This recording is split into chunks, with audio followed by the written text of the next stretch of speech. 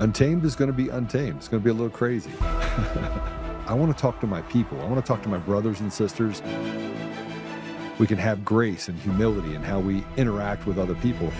Oh, hot dog, look at you. And nobody talked about what's really happening. And let's have conversations about what truth is.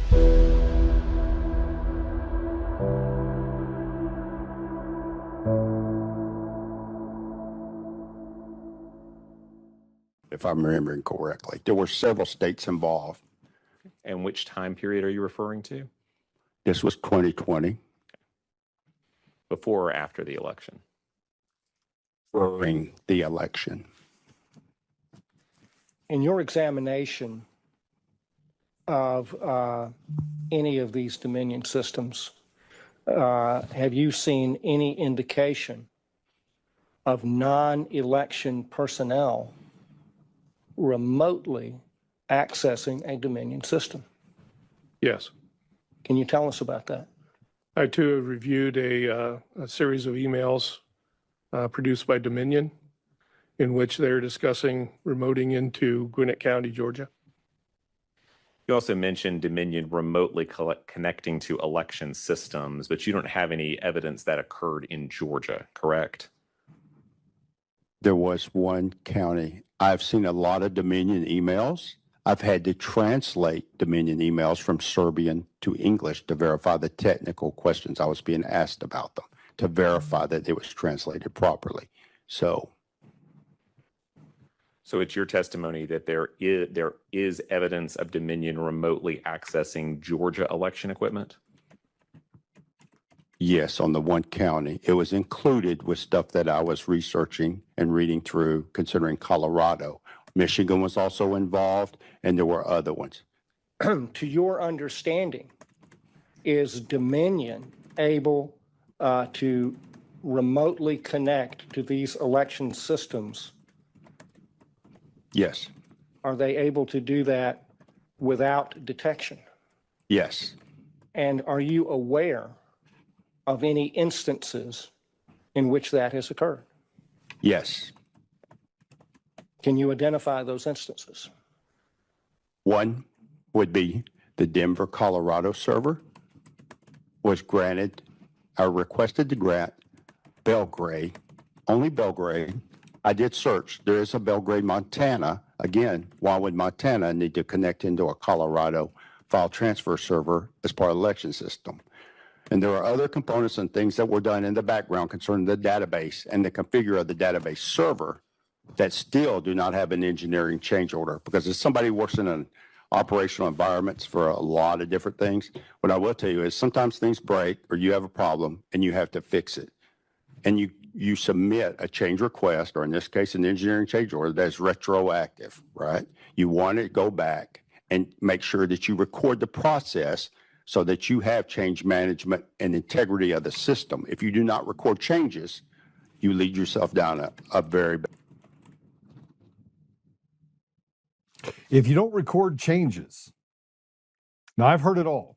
I've heard the left come in and tell me there's nothing to see here, that the elections are fair and safe.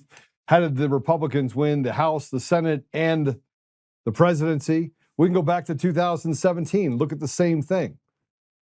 You can sit here and tell me that there's nothing to see here, except for there's a lot to see here.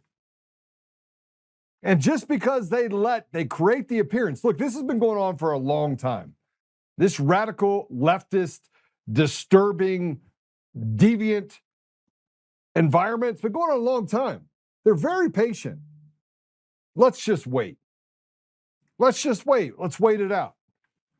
Let's go back a little bit, because the people are about to revolt. Let's get them to the point where we've demoralized them. Let's take things from them that were never theirs to take. The First Amendment, the Second Amendment, no matter where you look across the entire country, a rotted judiciary and henchmen for this police state, slave state, whatever you want to call it, step out and do really horrible things to the average American. They demoralize, they bully, they intimidate, they dog whistle. But do any of them have any sort of knowledge? No. They say, you show us the proof, show us the evidence that the elections were stolen. Then we walk it into court, we say this is true. And they go, oh, that's not enough. That's smoke, but that's not fire. The sheer idea that they keep us away from the proprietary nature of a system that is designed to do one thing, that's count votes. Or that you have to rub on your belly and tap on your head with ranked choice voting and changing the rules to the game. Just keep moving the chess pieces around the table so that it only benefits a few set people. But they tell us that we live in a democracy. We got to protect democracy.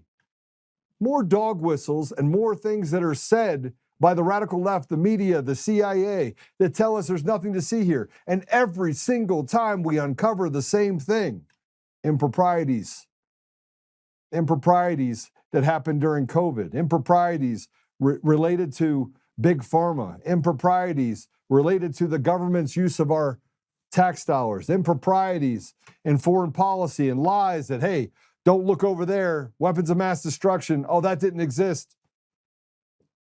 We have to align with genocide and ethnic cleansing of an entire group of people because, God forbid, we stand against the diabolical nature of what is being done and not be called an anti-Semite.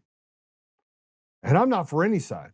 I'm for the side that says, don't go blow up people. And I do recognize that there are people that are diabolical. And frankly, Iran has been like team evil for a long time, but the people aren't. And the people suffer, and the people in the United States are suffering right now. We don't have a Second Amendment. We have flock cameras on every corner. They have license plate readers. They can do whatever the hell they want. And by the way, they can presume that you are guilty until proven innocent, not the other way around. And no matter what they say and what kind of stuff they put out there, it's all a lie. But the elections run by people that, frankly, are diabolical and they're weak, pathetic. I put out a thing this morning where I was like, listen, this is where we are. And just so you know, as we go through a couple of these things, we're going to bring on our guest. He is one of my favorite lefties. We're going to talk about Jake Lang, some of the things that are going on and across the board. I would actually say that Patrick's more of a patriot that is confused at times.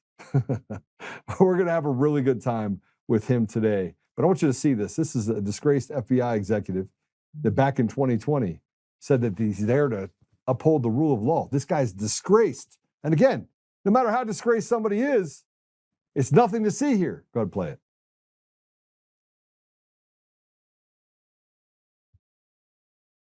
What is the FBI doing to combat election fraud? The FBI is charged with protecting the rights of all Americans, including their right to vote.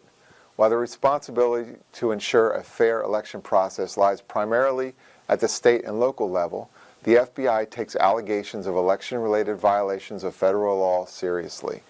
The FBI investigates federal election crimes that generally fall into three categories: campaign finance crimes, voter ballot fraud, and civil rights violations. The FBI Washington Field Office works with our state and federal partners to engage with other law enforcement partners and provide resources about the FBI's role in elections.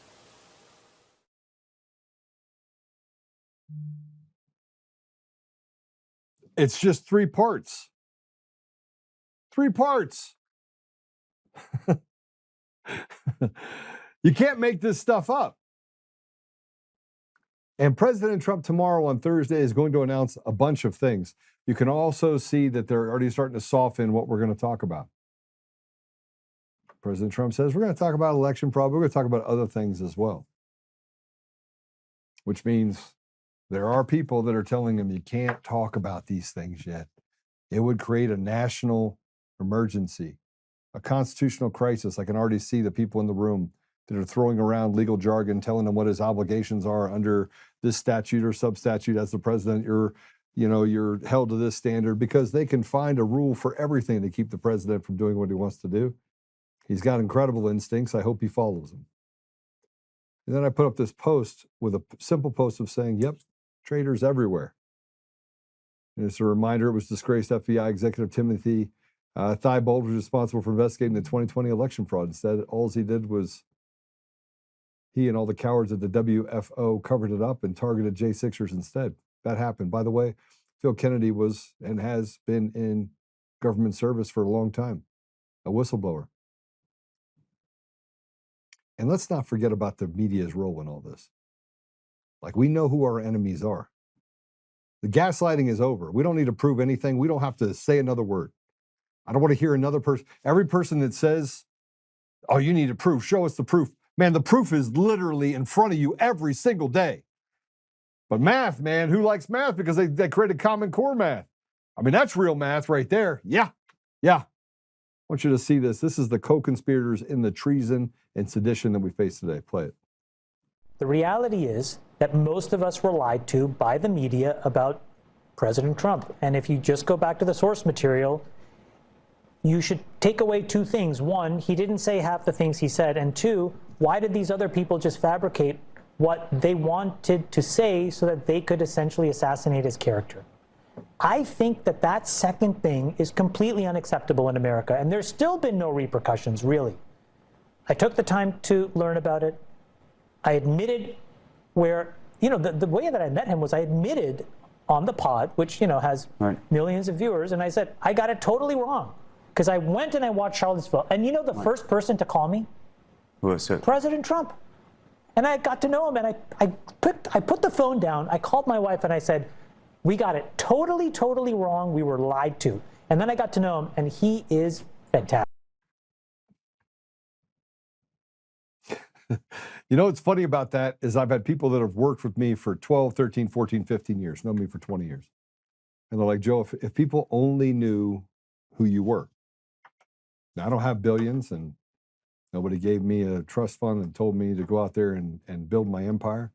I just got out there and I scraped and I prodded and fought and made sure that ethically I was able to build up something that was pretty amazing.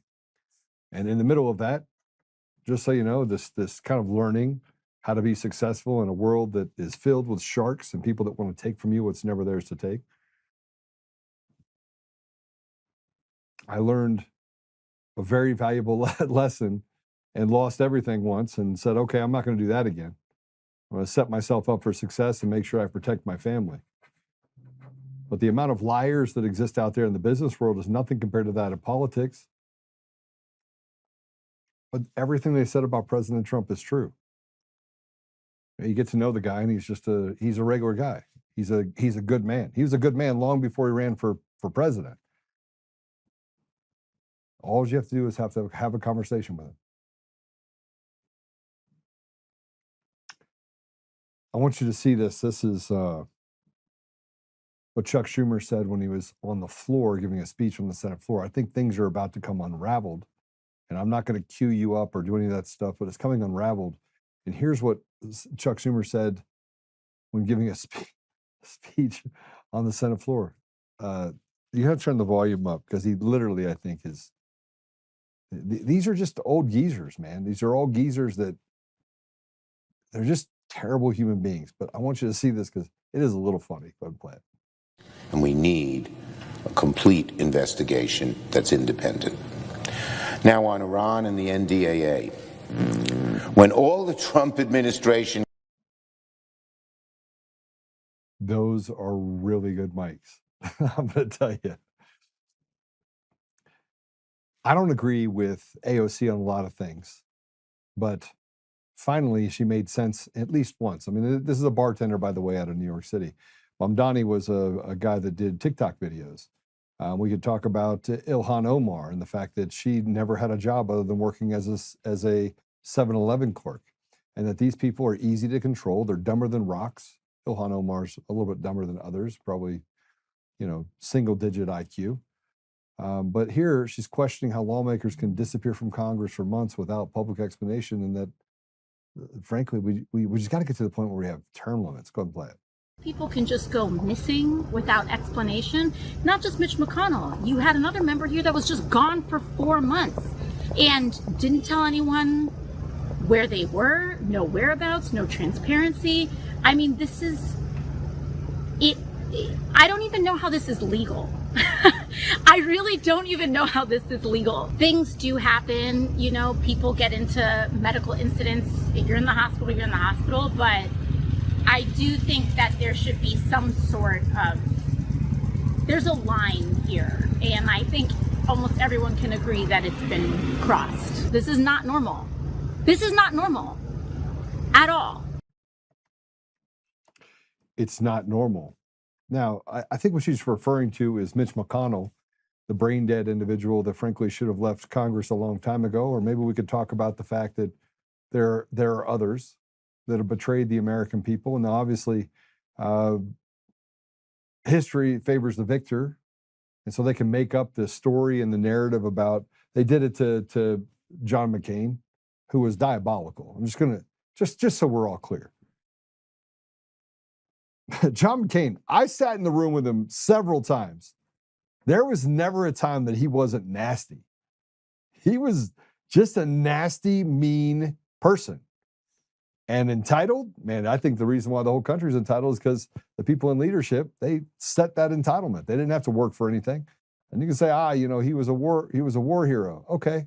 Two things can be true at the same time. If you're a war hero and you become a cannibal and you start eating your neighbors, are you still a war hero? And he did some really bad things. He did really bad things. But we put up on pedestals people that are frankly warmongers and just diabolically evil people. And although I wouldn't go as far as to call John McCain evil, I will tell you that he sure does come close to the line in a lot of different ways. So let's talk about our guests, because we're going to talk about stuff related to Jake Lang. I got to talk about Jake Lang. And I want to talk to him about this stolen elections. Him and I got a very fruitful conversation before. And one of the things that I think that he will tell you is that it's more complicated than left or right. And if we can get to a place where we can stop wearing the R jersey or the D jersey, we can throw out these criminals on both sides of the aisle that have done really bad things to the American people. We're where we are right now because they were selected, not elected. But we're going to have that conversation with Patrick Reilly. He is a former Navy journalist. So he was a journalist in the Navy who traveled the country attending MAGA events, which is awesome. That's how he started. And I like having him on because we do get to a place where we have common ground. And he's always open to having open discussions. So with that said, Patrick, welcome to the show. Thanks for having me, Joe. I appreciate it. You know, we've always been able to find common ground. And as I was having this interview with Jake Lang, you sent me a text message and you're like, Joe, stop. Yeah. Yeah. The reason I said that was not because I don't want to have, people who I disagree with, have a platform. It's just that individual in particular is the most toxic person I've met in my travels. And I've been, over the last close to a decade now, I've been everywhere following MAGA from, San Francisco to Miami to Texas to New York. I mean, the whole country, right? I mean, Ilhan Omar could give him a good run for his money on the toxicity part. I mean, come on. I've never met her. I'm just talking about the people I've met, okay, personally. So I've never met the Congresswoman, but I have met Jake, unfortunately, on several occasions and had in-person and online conversations with him. And, one of the things I told myself when I started going to events was don't judge anybody because they're wearing a red MAGA hat or because they've got waving a flag or a T-shirt. If somebody decides to act like a racist, then treat them like that. But don't assume that someone's a racist or a misogynist or a homophobe. You name it. I've been called. Don't do that because I know, but it's not. Where are they? Right. It doesn't lead to productive conversations ever, right? So if you go into a conversation like that with somebody, it's a waste of everybody's time. So I've told myself don't do that. But some people, when they show their ass, you have to believe them, And the first time I interacted with Jake was down in DC when the Proud Boys were all released. I went down there and spent the weekend and took a lot of photos and stuff. And I talked to everybody from Stuart Rhodes to Enrique Tarrio, and I hung out with those guys and listened to their stories about prison and took photos. And Jake was pretty quiet at that time. Like he didn't present himself like a lunatic to me. I actually talked to him and Coy Griffin about the gospel. We talked about the Bible for a little while in a bar. and I didn't think he was a lunatic. And then Enrique invited me on the podcast to debate Jake, and he did it with his shirt off the whole time and just screamed over me. And I was like, wow, like this guy, when he's performing, he's performing a lot. This is all performative, and I just don't respect that with anybody. When you're one way in person and another way on a podcast, you're a douchebag to me. I'm not with that. You know what I mean? I imagine we haven't had the opportunity to meet in person, but I would bet my next paycheck that you're the same guy that you are here in person, right? I have this thing, be the same guy. Just to tell you, I mean, I have the same insurance company I've had for 24 years, right? I've been married 24 years. And it hasn't always been like sunshine and rainbows. God bless her. But, you know, yeah, she has to put up with me. But I'm the same guy in Las Vegas that I am. I assumed it was a her. I maybe I shouldn't have done that. No, you absolutely should have. Because okay. No, it was a cheap shot. I'm just saying. No, the thing with Jake, I talked to him again. You know, there was another incident on the 5-year anniversary of January 6th. I was in DC again, and I had the unfortunate displeasure of talking to him. And you know, he was out there, you know, at the mall, screaming at police officers, calling them everything but a child of God. You know, guys that are just there, just doing their job, you know, keeping people separated and whatnot, not making a lot of money. Now, Patty, and I just had a problem with that because there's no violence that day.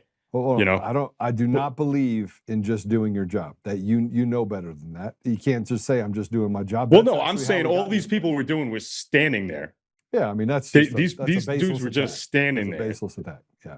Yeah, so Jake is up and screaming in their faces, and I'll give the, you know, I normally don't stick up for the police, but I'll give them credit for not reacting. You know, they were very professional and they didn't get involved in it.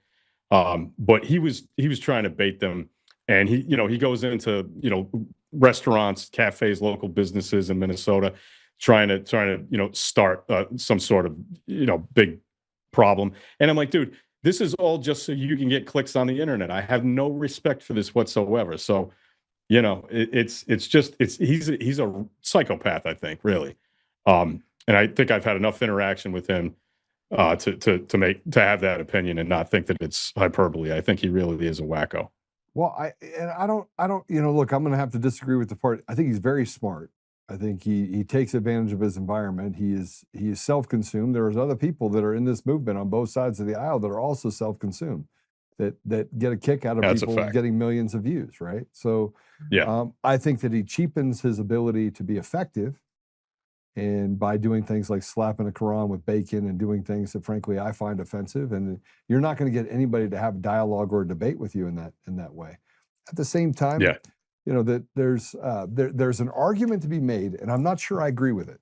Okay, so I'm just saying there's an argument to be made, and that argument is it takes extremes in order to pull us back to a place of decency, right? And right now we're not. You could probably agree. You live in Philly now still? You still in Philly?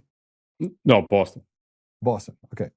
Yeah. You would agree that there's good parts of Boston. There's bad parts of Boston. There's parts of Boston you probably, you know, don't want to find yourself in, and getting attacked by some ruthless person that got let out of prison by the 12th time and should be locked up for the rest of his life, gets out there and, you know, tries to stab you in your pecker, you're going to be a little upset over it, right? Because they should have gotten. Yeah, but I needed to make the point though that Boston, for its the size of this city, we have it's one of the safest cities in the country. Some may say the safest big city in the country. So, but you're right. There are neighborhoods.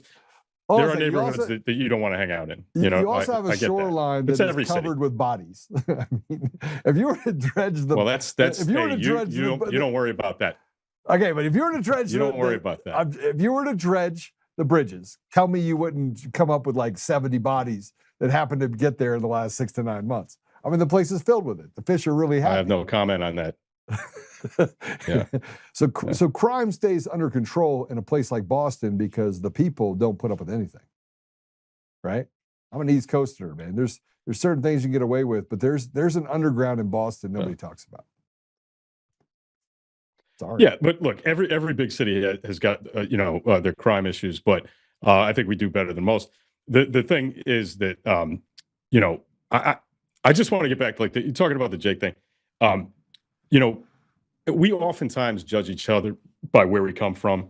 And I was in a space the other day I got kicked out of, and somebody said something about hating Elizabeth Warren, and I said, well, it's funny. I just happened to mention that I live like 2 miles away from her, because the other side of my street is actually in Cambridge, and I live in.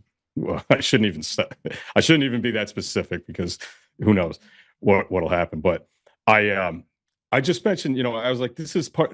Somebody said, "Oh, that's the problem right there." Basically, just saying, "Oh, I know you're a jackass because you live in New England, you live in Massachusetts or Boston or whatever."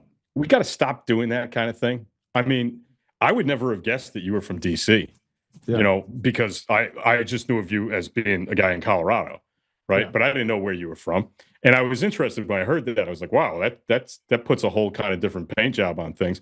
But I would neither judge you for being from DC nor from Colorado, because people are people no matter where you go. And I've got really good friends who are conservatives in very rural areas, and I've got liberal friends in the city. And if I just judged everybody by where they come from or how they vote, I wouldn't have either one of those things. I'd hate everybody and be sitting in my house all day just pissed. So Jay kind of does. He judges everybody within 10 seconds, and I don't have time for that, man. Well, I mean, you probably listen to some of the podcasts or all the podcasts. I mean, it was a tough I listened to a few conversation. minutes of it, as much as I could take. Yeah. The tough part for me is that, I think you have to counsel Jake back, and he's going to get mad at having this conversation with you about that, and I just don't care. But the reality of it is this: I tried to counsel him that first of all, if you spend all of your time talking and none of your time listening, you're gonna find yourself alone sooner or later. And you might have people that listen to you on the internet, but you're not going to hold any credibility. You're not going to be able to present yourself in such a way that you actually have any meaningful change. And my family is interracial, right? So when he starts putting black people all in one circle, or I made the joke about Asians because they all get really good test scores, and I was like, they're the only ones that get left out of this whole deal, right? And I was just joking around, right? But we can poke fun at kind of the racial differences while still recognizing that we're all one race, bro. I mean, we all bleed blood.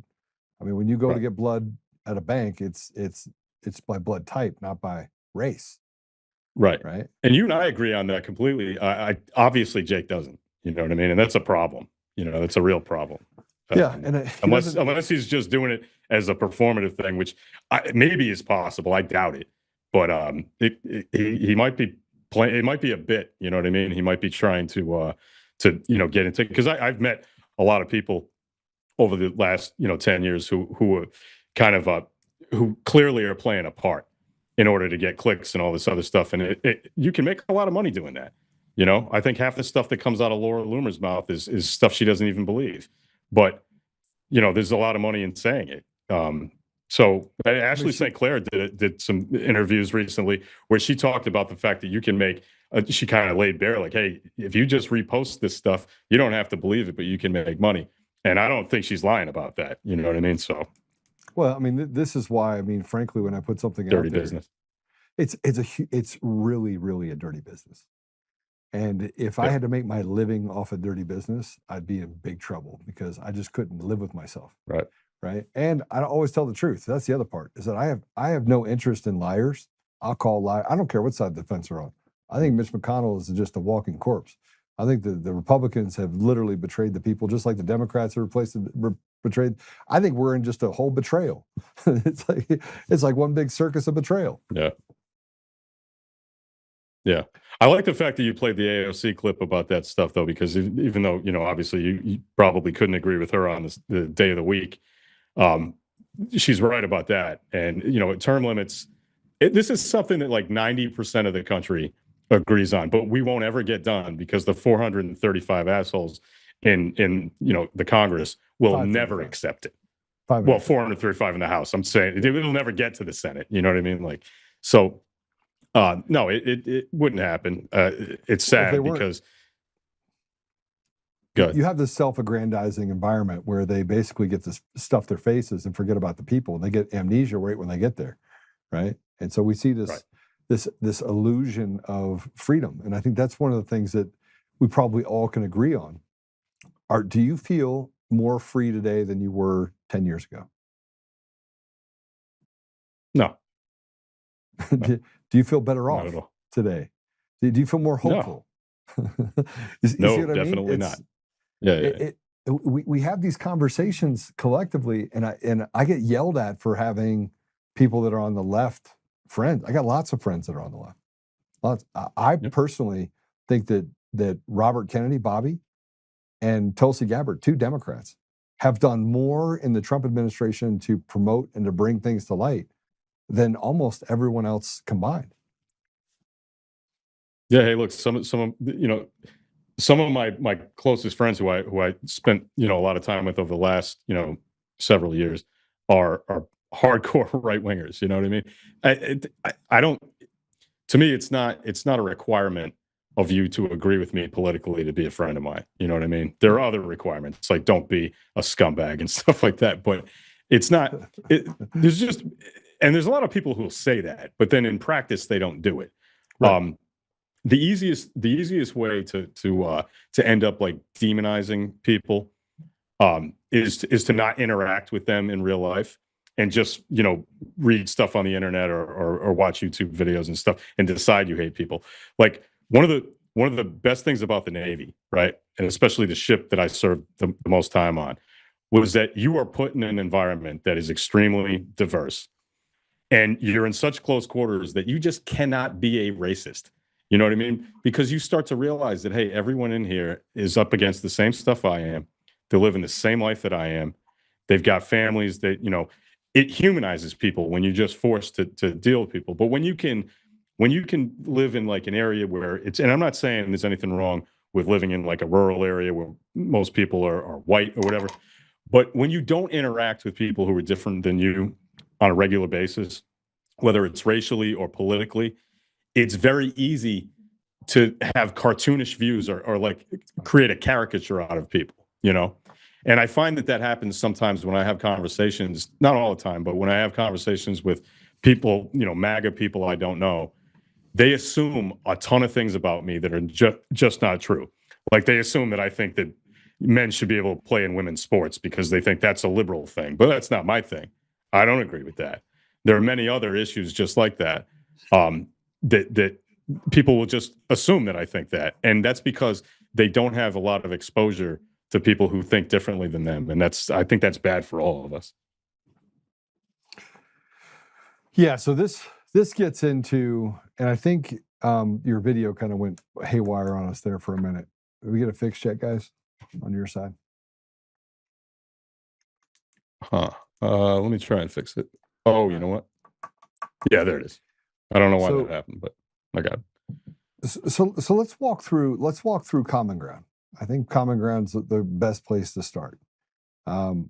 I personally, growing up on the East Coast, you had Chinatown, you had the Italians, you had all these different groups. They have them in DC, they have them in Boston, they have them in New York, right? You have different areas that historically going back 300 years are filled with people in different types of cultures, right?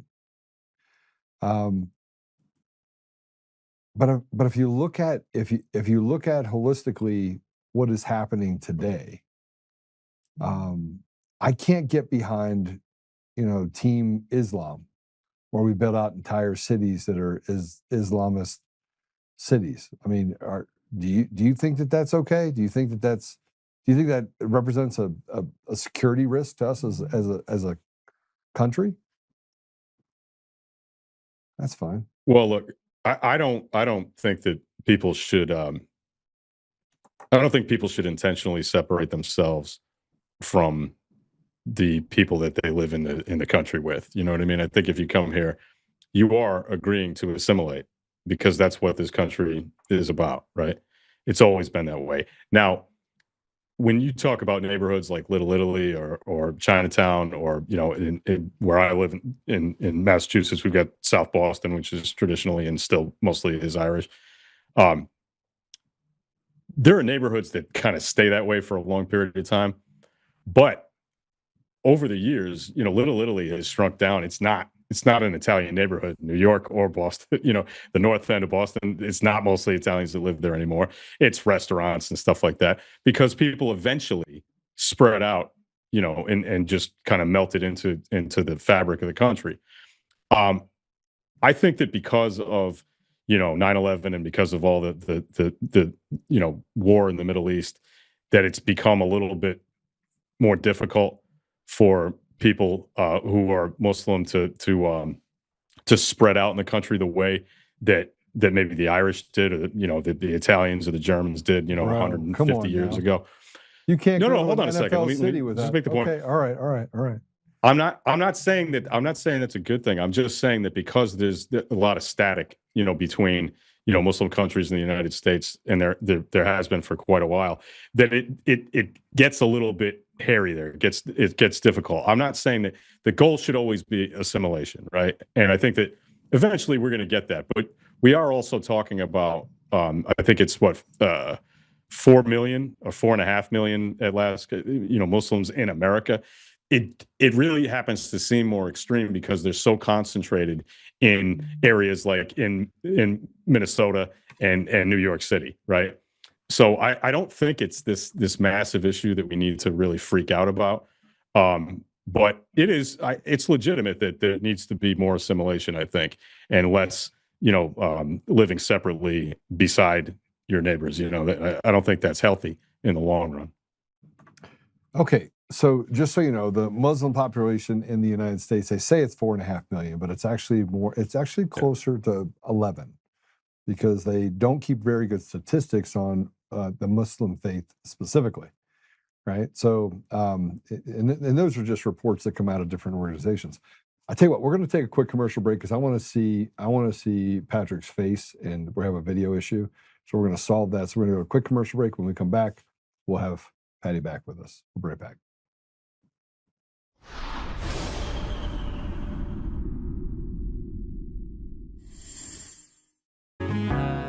Oh, hi. I almost didn't see you there. Welcome to DCF Buns, where you can find the freshest buns in town, if I do say so myself. Our master bakers teach class every week. So whether you're new to baking or trying to improve your culinary skills, we got you covered. And we can help you bake the cake of your dreams. We'll even clean your cake if you want. And if you don't want to bake anything yourself, we have loads of fresh buns available in a variety of shapes and sizes. Check us out at dcfbuns.com to learn more. DCF Buns, we keep the buns hot and the deals hotter. Buns. In every thread, in every stitch, Honor-Bound USA weaves the fabric of the American spirit. It's not just apparel, it's a testament to God, family, and country. At Honor-Bound USA, we're a family of patriots who put our faith, family, and America first. When you visit our website, you'll find a line of products that embody our commitment to pray, stand, speak, and act. As the official site for the Untamed podcast, all of our products proclaim speaking the truth with courage. We also have the powerful documentary from Professor David Clements, Let My People Go. Identify yourself as one of the few who are willing to stand for what they believe in. Join the Honor-Bound USA family today. Wear it as a badge of honor, commitment to the values that shape us, and a pledge to the bright future we will build together. Because when you're honor-bound, you're not just wearing a brand, you're embodying a lifestyle.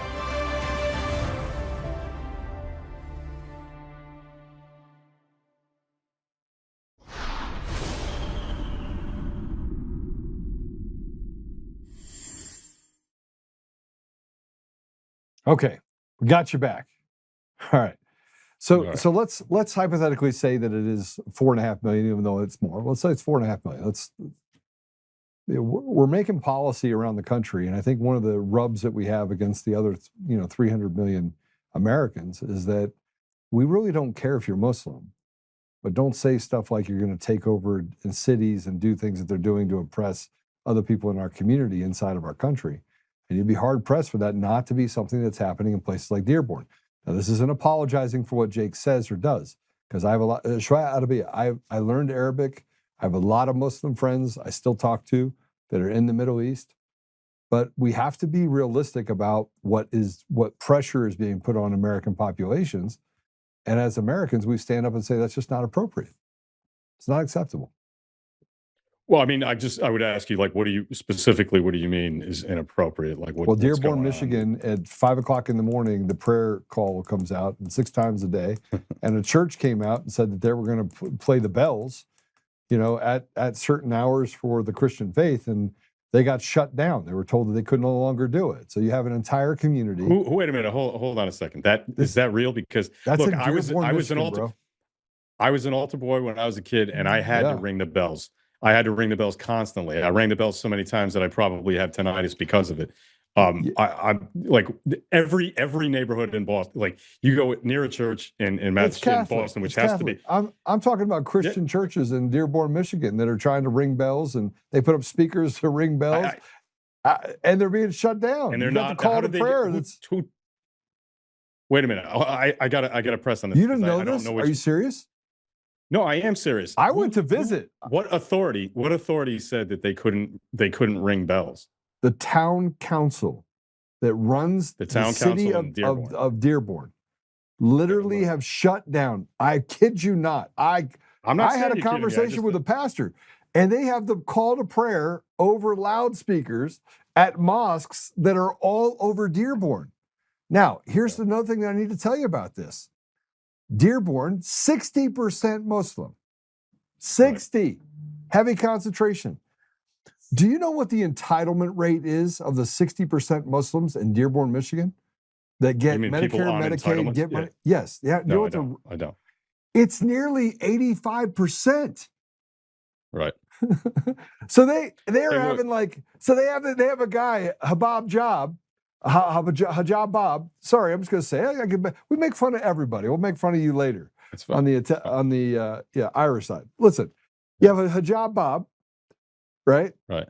Goes and has 4 houses in a row. This happens all over Dearborn. Uh-huh.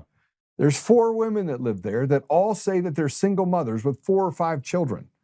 It's one dude that has 4 wives. They're collecting entitlements per household of nearly $90,000 a year per household. Hijab Bob is doing really well. This is one of the rubs that people have, is that there's this burden on our backs. Republican, Democrat, doesn't matter. We're Americans, right? Well, we'll take care of people. But Hijab Bob is literally telling us you can't actually have anything related to the Christian faith, and call to prayer everywhere, and you can't shut down liquor stores. I mean, they're changing the entire dynamic of what used to be the industrial pinpoint of our entire nation when it came to industrial strength related to the automotive industry. Well, I mean, I don't support any of that, and I don't live in Dearborn, so I haven't experienced any of that. But I can tell you that if you want to talk about drags on society, I have been to so many MAGA events, and I like to ask people what they do for a living, and almost always, I mean, I'm seriously a disturbing number of people. It's always, I'm on disability, or I'm out of work. This, like, how did you get here? How the hell? I'll tell you, I went to Clay Clark's Reawaken America tour. I was on outside of. Okay, I went to the one in Mount Juliet, Tennessee. So like 3 years ago or something. And I went to another one in Selma, North Carolina. But the one that I'm talking about, I went, and we had, press passes. It was me and Bobby Pickles from the Proud Boys, and we had access to the media area and all that stuff. And so after the event, they had, I think it was a Holiday Inn or whatever, they had like a meet and greet for all the speakers and anybody who wanted to go over there who had the VIP badges. And there was this couple in there that wasn't able to like go into the main area. They're like in their early 20s.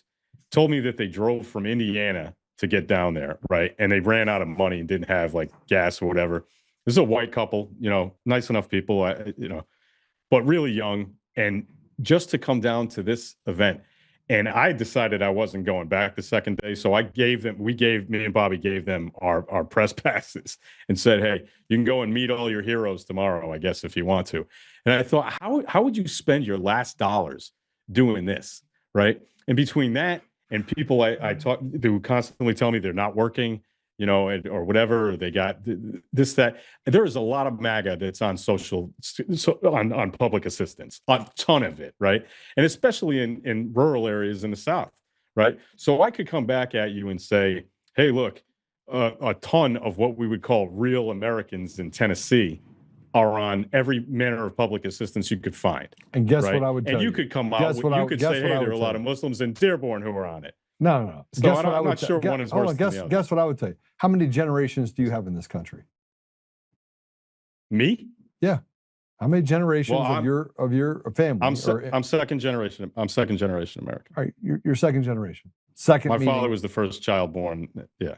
Okay, so you're third generation American, right? You're great.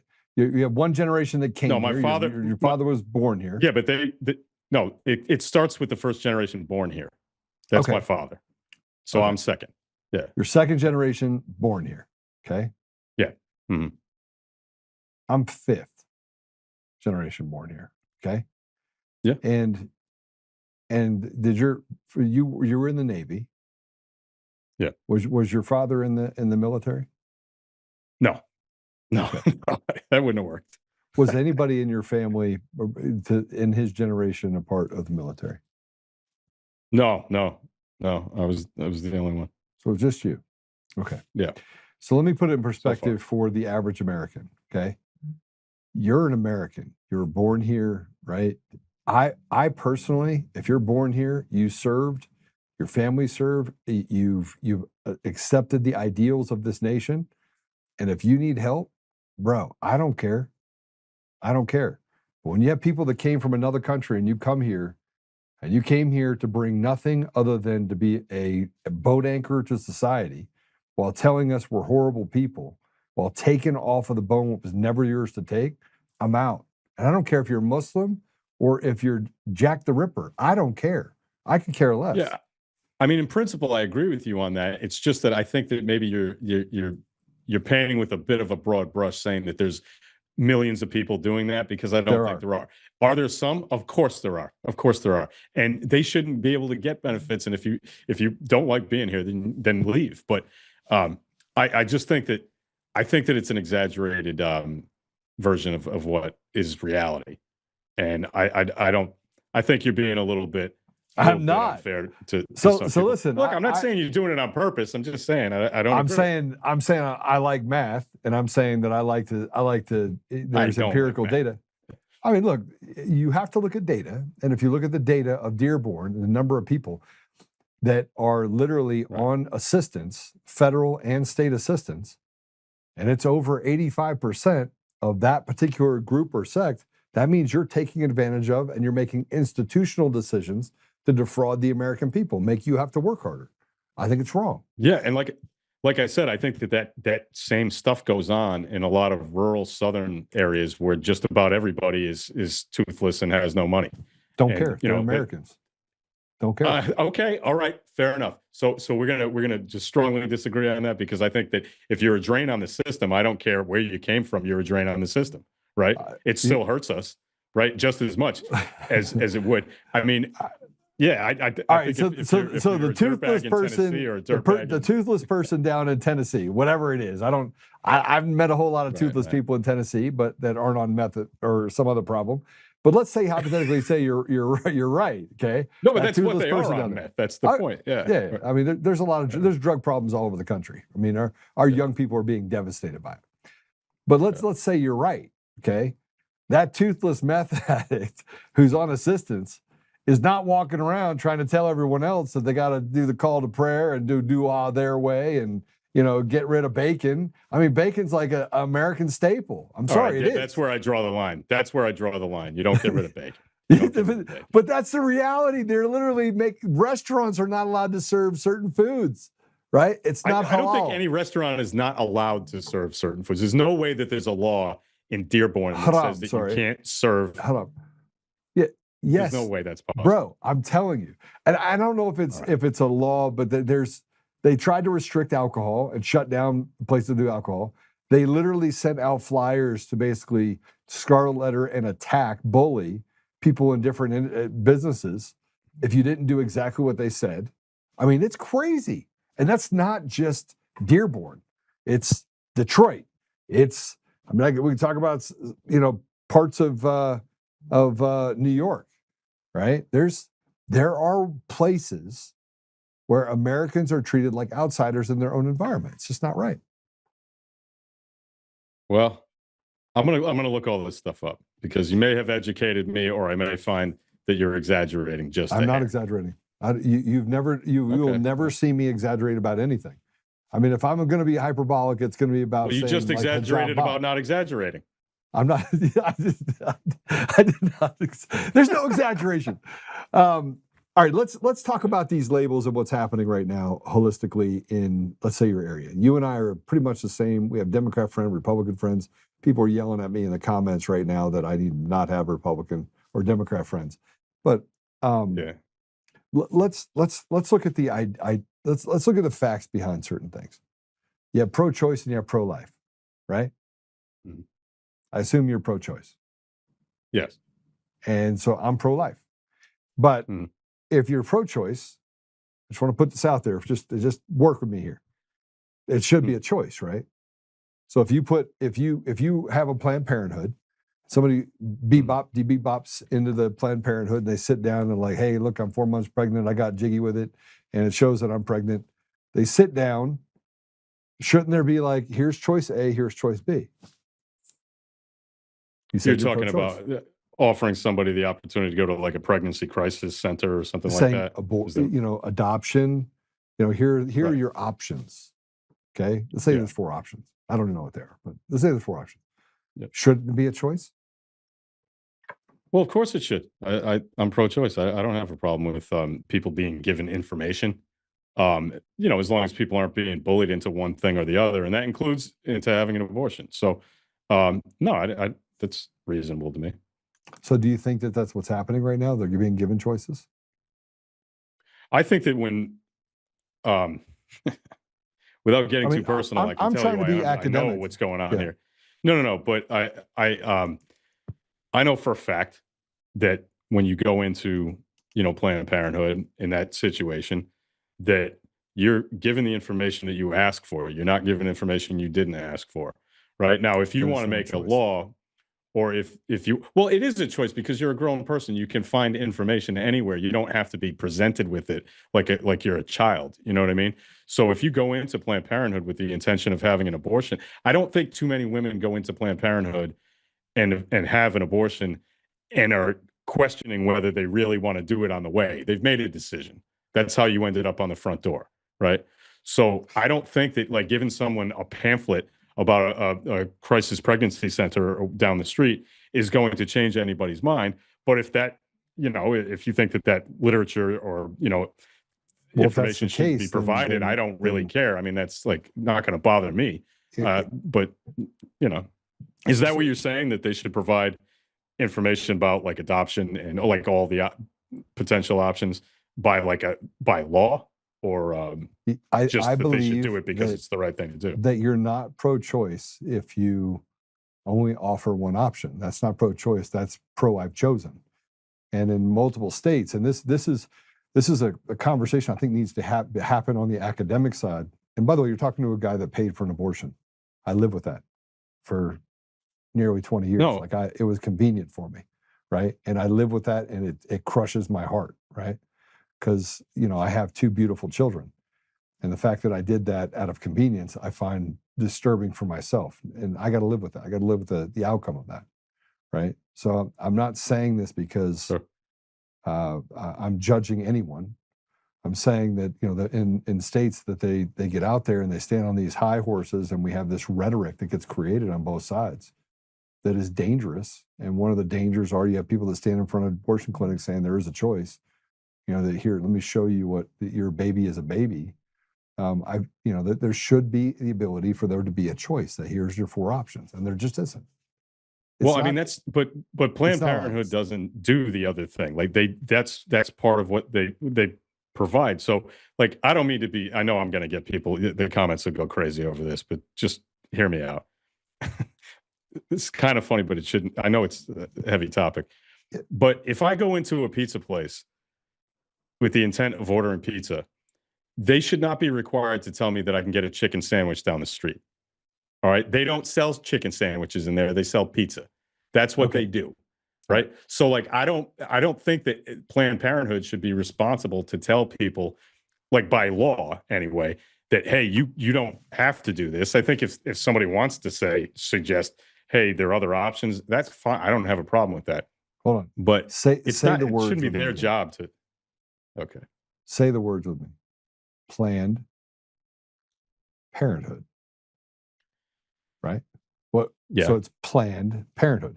So you're planning parenthood. So what they're doing is planning to kill a baby. Dumb name, but but you see what happens? You have people that show up to Planned Parenthood says, hey, look, I don't want to be institutionally poor, right? Most people get abortions because of the economic hardship. They can't afford, Right. And 56 cents on every dollar goes to the government. And, you know, you and I had this conversation. The reason I'm bringing this up is that the last time you and I were on here, you're like, I don't want to bring a kid into this world. It's too screwed up. Yeah. Yeah. Right. I've had that conversation with my wife many times. And yet I think you'd be an amazing dad. Right? You're I think assuming you would. a whole lot. I may be assuming a whole lot, but I'm assuming it based on the fact that you have common sense. And we've had this conversation before. So I bring it up because you can't.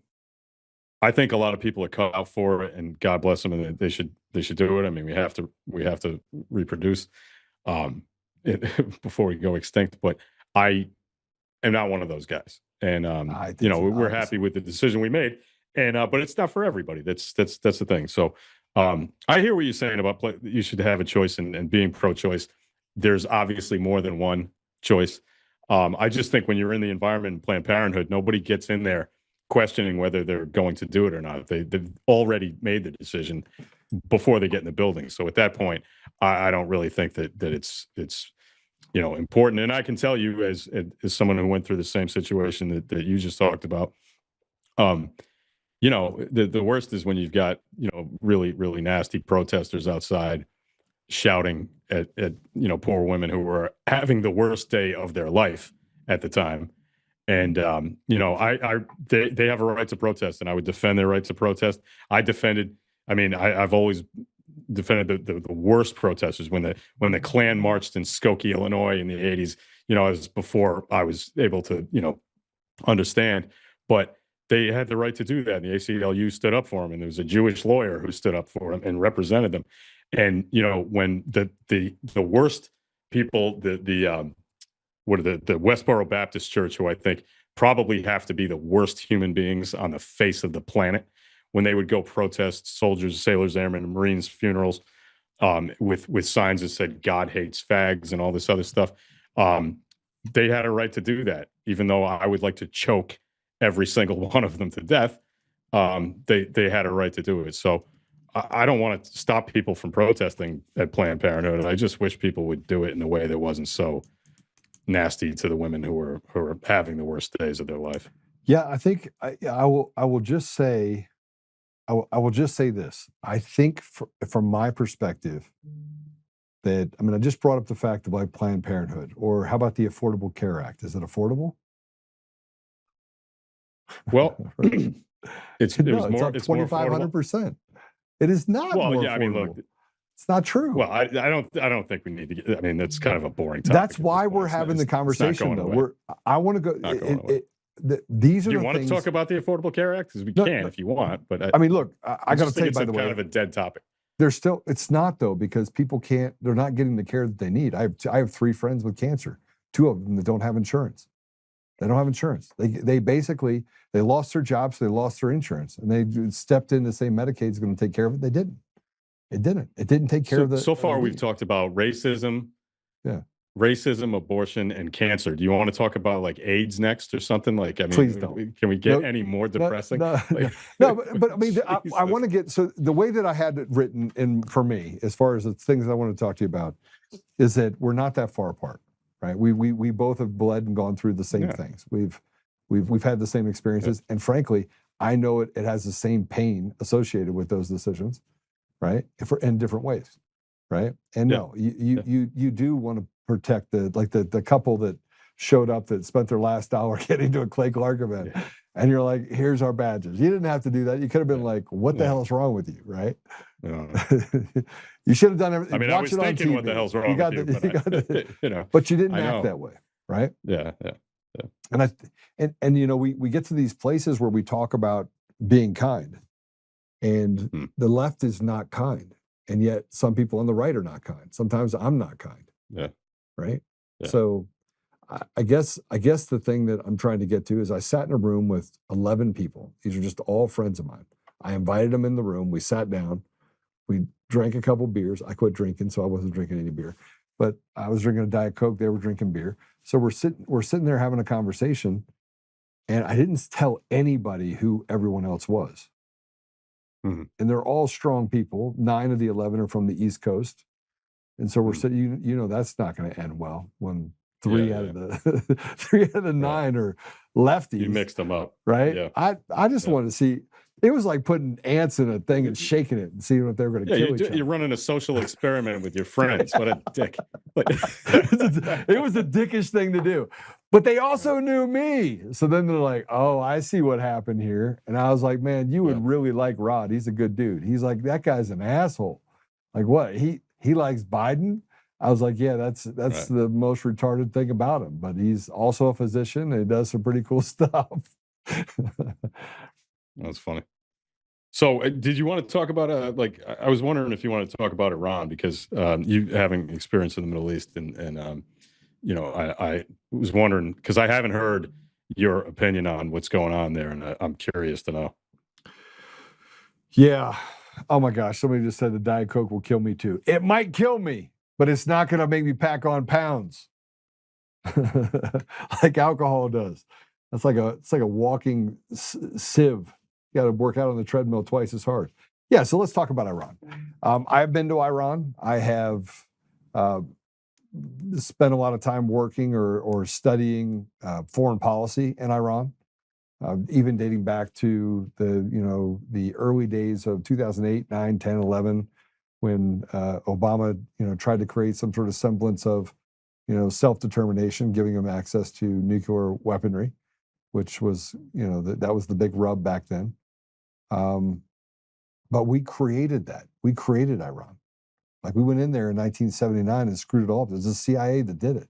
Like, so all the people that are dying and all the problems that we're having right now is because we're a bunch of assholes that allow the intelligence community to go out there and wreak havoc on other nations. And we've killed more people in this country. Our foreign policy has killed more people by the intelligence community than has ever died in World War II. I believe that, since that's what I believe. Yeah, I mean, we'll never know, but it's possible. I wouldn't doubt it.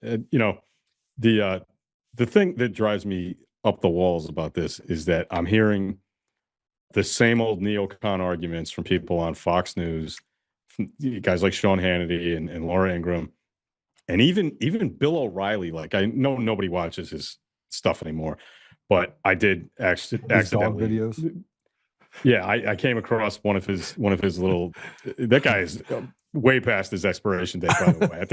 I think he expired before Mitch McConnell did, and frankly, but he's talking about how, well, I was wrong about Iraq and I regret that, but we need to be in Iran. And I'm like, obviously you didn't get that. You learned nothing from your neocon nonsense in the early 2000s. And as somebody who was on the ship that fired the first missiles of the Iraq War, when I was in the Navy as a journalist, I remember thinking at the time, like, this is the stupidest idea we've ever had in this country since Vietnam. And you don't say that out loud when you're in, because you can't do that. But and I did my job, and I shot the photos and shot the video and whatever. I was proud of the work that I did, but not proud of what we were doing, because it was obviously going to be a train wreck. And we can see that this is even worse, because people may not understand. A lot of people may not understand. You have a very educated audience, so I'm sure they get it. But the Persian culture is ancient, and it is very proud. It is not Iraq, okay? It's not the same place. They're not just going to give up. They're not just going to fade into the background. They've and never take been pot defeated. Shots at soldiers. No, and in 4,000 years, they've never been defeated. Yeah, I mean, obviously, if the U.S. military decided to go in, if we sent ground troops in and we would overwhelm them, but we'd lose more than it's worth, like way more than it's worth, right? So we're not going to do that. I don't even believe that, as much as I dislike Trump and think he's an imbecile, I don't think that he's crazy enough to do that, right? I really don't think we're going to have boots on the ground. I think he's looking for an off-ramp, but we shouldn't need an off-ramp, because we shouldn't have got on it in the first place. We should have left this alone, They were not close to having a nuclear weapon. This is Bibi Netanyahu manipulating Donald Trump because he's easily manipulated by, stroking his ego and telling him that, hey, you're going to be looked back in history as a great man who did a great thing if you go in and kill the Ayatollah. And he got suckered into it because he's a sucker. So Netanyahu is a lot smarter than he is, and we know that now. I mean, if we didn't already. So no, we just need to get out, and we can get out just by walking away. I mean, it's not too late to just walk away from this, make up some excuse for, call it victory and go home. And that's it. And get all those sailors who have been on the Gerald Ford for almost 400 days now, which is not acceptable, get them back home. Well, I have a friend whose daughter is on that Gerald Ford that's out there. That's totally nuts. Totally nuts, man. I can't even imagine having to do that. Reset your camera again. It just shot down. Oh my God. But let me give you my perspective of this part. First of all, I think committing U.S. troops to the ground in Iran would be not just a huge mistake, it'd be one of the most fatal things that we'd ever do, regardless of who you were as president. I also want to tell you this. I don't like Bibi Netanyahu. I think he's diabolical. I don't think the guy's a really good person at all. I don't have that same feeling about President Trump. I think when you're in the middle of, and I think if he's a person that takes from history what history will give him.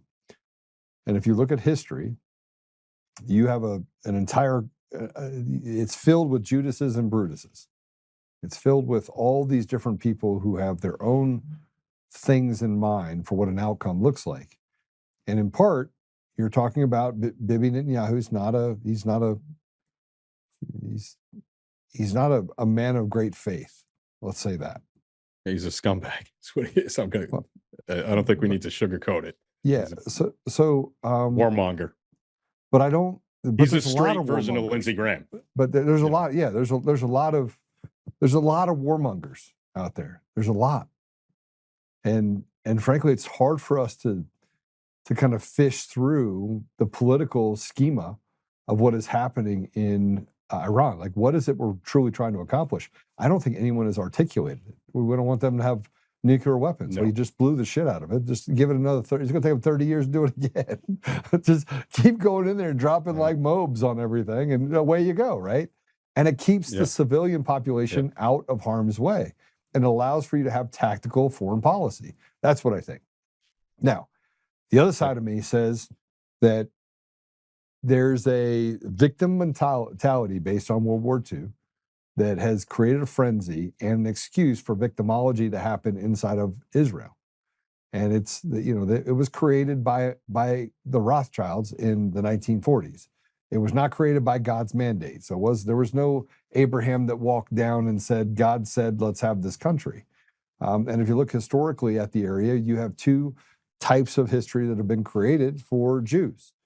And I got to tell you, I'm a Jewish Christian. So I don't have, I've been called an anti-Semite, I've been called a racist, I've been called a homophobe, I've been called all sorts of stuff. I think the only thing that's true about any of the phobes is that I'm a stupid phobe. I hate stupid people, right? And there's a lot of them. But when we look at Iran, I don't think the juice is worth the squeeze, as you were saying. The juice is worth the squeeze to put us in a place where we put American lives on the line. We've already given too much. We give up much in taxes. We give up too much in entitlements. We give too much to people that don't belong in our country, that won't assimilate. And I think that we're done having it. And whether we finish it in Iran and we bomb a few more places, they truly are cockroaches. And I don't mean that by a negative sense, but a positive sense. They could survive a nuclear holocaust and come out and eat your brains in the middle of the night. I truly believe that's the type of people they are, frankly. Yeah. Well, you know what? I think what's really interesting about this whole thing is that the Trump coalition, two elements, there are many more, but two elements of the Trump coalition that got him elected twice, or as you would say, 3 times, but twice in reality. He was able to pull like hardcore anti-Semites like Nick Fuentes in, who I think we know is an anti-Semite, right? There's no doubt about that, right? And then, people like maybe Tucker Carlson, who you might quibble about whether he's an anti-Semite or not, but there is a significant group of anti-Semites who love Trump. And then there's the Christian Zionists who love Trump. Now, in a normal political reality, those two groups could not possibly coexist. They would not vote for the same candidate. They wouldn't even be in the same party. But because they have a mutual hatred of like liberals and liberal policies, they were kind of like, just, crushed into this little weird ball of crazy. And now they have a problem because the Christian Zionists, like guys like Mike Huckabee, Pastor John Hagee, a lot of the real wackos on the religious right, they love the idea that we're starting a war that we're in a war with Iran because they think it's somehow going to bring about the apocalypse and we'll build the third temple and the events of Revelation can take place, right? Whereas the anti-Semites are saying, well, this is just shows that the Jews control the world, and Netanyahu bossed Trump into doing this. So it's an interesting dichotomy. It's an interesting clash, I think, of people within his own coalition. If he had to run for office again, I think it would be a real problem. Because he doesn't, I think it might not be that big a deal. But I'm so interested in the whole Christian Zionist thing and the fact that evangelicals in America have this weird Israel fetish. Not all of them, but a lot of them do, especially the megachurch pastors who erroneously believe that the Israel of the Bible, of the Hebrew Bible, is the political state of Israel today, which is not right. That's just wrong. That's ridiculous. Israel is a political state today. The Israel of the Bible, you're talking about the body of Christ and all this is a different thing. So I find it fascinating how people can believe some of that crazy junk. Yeah. So let me, I think that we have a lot of common ground in what you're saying. But I study history, right? I understand the history, and I don't look at it just from the books that I can get out of the library right down on Park Avenue in the middle of the city. Right? There's a history in the United States, and there's a history that's told in multiple other nations, and I think you have to look at both. Because they tell a revisionist history in our own country that favors us, and then we go to other countries that has a much more truthful or sinister view of some of the things that have happened. But if we look at Iran, the one thing that I always say is that I got to stand for humanity. And although I recognize that it takes force in order to destroy evil, Team Evil is hiding behind women and children, and that's another thing that I have an innate problem with, because we don't take care of our own problem in our own country. And as we're firing rockets, I have two things that I want to bring that together with some of the stuff that there are some videos about presidents and leaders and how traitors and selected leaders surround good people, right? So they use good people in order to create an outcome, right? So I'd like to play this. Let's go ahead and play this if we can. Hillary.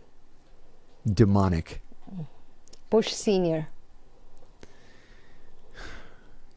Complicated, yet very, very popular at the CIA.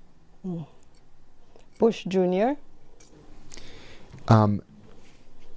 Not bright at all, and one of the weakest presidents in my lifetime. Barack Obama. Criminal. Trump. No comment. JFK. One of the greatest presidents in American history. If he had been able to actually survive, the entire face of the world would be different today. Agreed. Dr. Gerald Post. One of my personal heroes. Recruited me into the CIA and wanted only the best for me. Andrew Bustamante. Not important enough to even bother commenting on. Former CIA Director Gina Haspel. Bloody Gina Haspel, a war criminal. Former CIA Director John Brennan. The worst of all of the criminals. He deserves to be in prison for a very long time. And if all goes well, that's exactly where he'll end his life. Abu Zubaydah. Poor Abu Zubaydah. Abu Zubaydah, yes. Abbas Bader should be free and living with his family today. He's still in Guantanamo. Still in Guantanamo. Is he in isolation? I mean, they're all in relative isolation. They're in cages.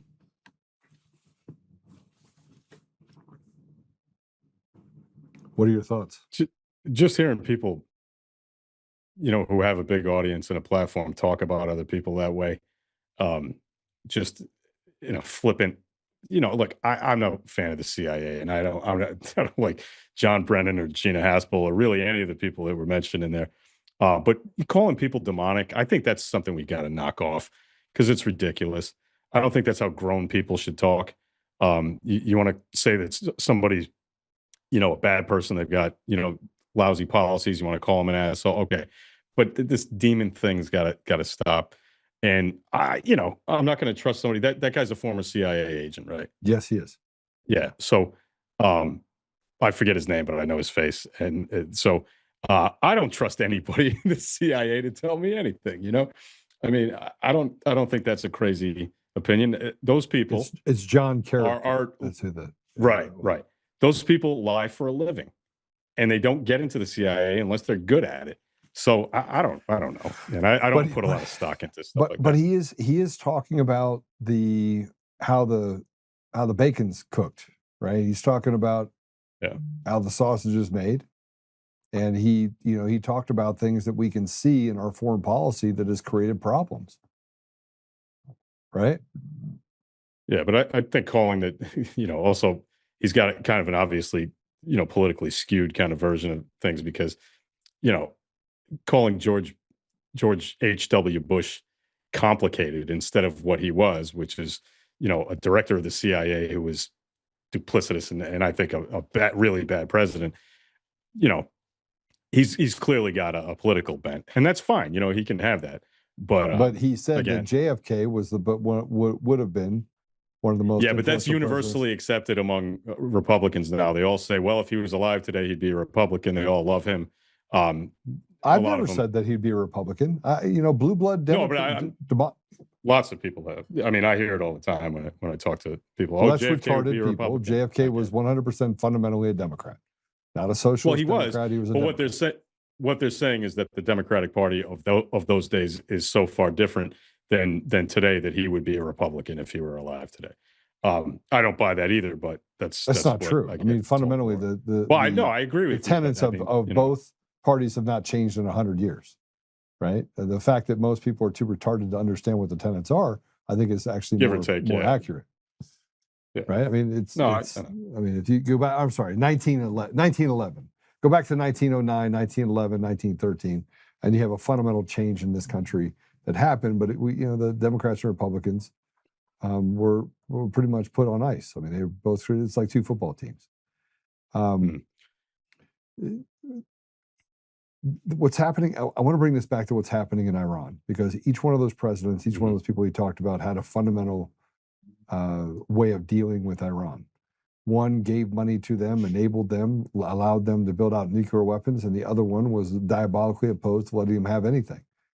Well, if the Iranians, and this is a question I'm going to ask you about Iran, if Iranians or the Iran regime, the Ayatollah, Khomeini, whoever we're talking about, if they truly will fight to the bitter end till death, then why would you want to give them a nuclear weapon when, frankly, they don't care if they die? Well, I don't think we have to give them a nuclear weapon, and we don't have to invade them either. There are ways to deal with it without. Look, they haven't been able to build one in 47 years. We degraded their ability to do it. I don't even really have a big problem with them. The previous year, it was last June, bombing nuclear sites. We were told that, hey, we obliterated their nuclear program. So good, knock yourself. Cool. I don't have a problem with that. If they're working on nuclear weapons and they get blown up, too bad. You can't do that. But you can't say we've obliterated the nuclear program and then justify bombing them again, months later, saying we need to obliterate their nuclear program. You're either lying then or you're lying now. But either way, you're being dishonest, and I don't like it. So if we have to go and every few years physically degrade their nuclear facilities, Okay, but that's not going to require boots on the ground, and it's not going to precipitate a closing of the Strait of Hormuz. Not likely. And we can just move on with our business, and no American is going to be, is going to benefit from us constantly getting into military conflict with Iran. So this was just ham-handed the whole way. But like I said, it's not over, and we can walk away from it if we just decide to do that. And I hope that he does, because I don't root for, as much as I can't stand the man, I'm rooting for the country, not against Trump. You know what I mean? Yeah, so I want to give you a little bit of foreign policy knowledge that maybe you didn't know, and that is that Iran had held the Strait of Hormuz as ransom, and got paid a vig for any ship that went through that shipping path, and they acted almost as if they were pirates, right? You go through, you don't pay us a vig, you don't get through. So they were able to change the shipping lane to run in the opposite direction. And when they opened up the Strait of Hormuz, now Iran has no claim to that area because it doesn't go into that shipping lane. It goes through a shipping lane that historically existed nearly 70, 80 years ago. So, I mean, there's things to be said for what Iran has done that has been terroristic on commerce. Now, I'm not sure it's saying that that's a reason why you do the things they do. And then you'd have to also look at the connections with the Bank of London and the fact that there has been a cartel that has held us hostage as Americans and other people around. I mean, there's a central, would you agree there's a central group of people in the world that pass down from generation to generation the ability to control the entire world? Yeah, I mean, look, I believe that there are a lot of rich scumbags who and corporations who control way too much of what we're allowed to do in this world and oppress people. Obviously, that's true. I just think in this particular case, we stirred up a hornet's nest we didn't need to, and now we need an off ramp. We need a way out of it, and we don't need any more Americans dying. We don't need we don't need our bases being hit in Bahrain or in Oman or anywhere, and we can't avoid it if we just, like I said, walk away. I hate to make it that simple because I know that foreign policy is more complicated than that, but the end result needs to be we get out. We stop doing what we're doing because it's not helping anybody. I don't think anybody likes paying, what they're paying at the pump right now. And that shouldn't be the only reason, the only motivation to get out of there, but it's a pretty good one. So yeah, I think this was a bad idea. I don't even think you think this was a good idea, do you? It wouldn't have been.